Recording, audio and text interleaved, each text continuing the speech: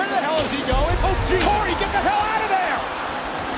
Brock Lesnar just moved the entire ring with a guy in the tractor! I'm in Kid Rock's lap right now. God almighty, what the hell is Lesnar doing? Anything he wants! Lesnar's lifted up the ring with Roman Reigns in it! With a damn tractor! Reigns falls out of the entire ring!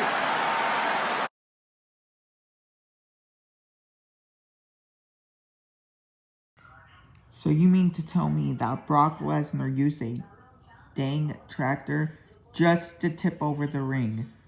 What? I never seen that happen before. In a last minute standing match too.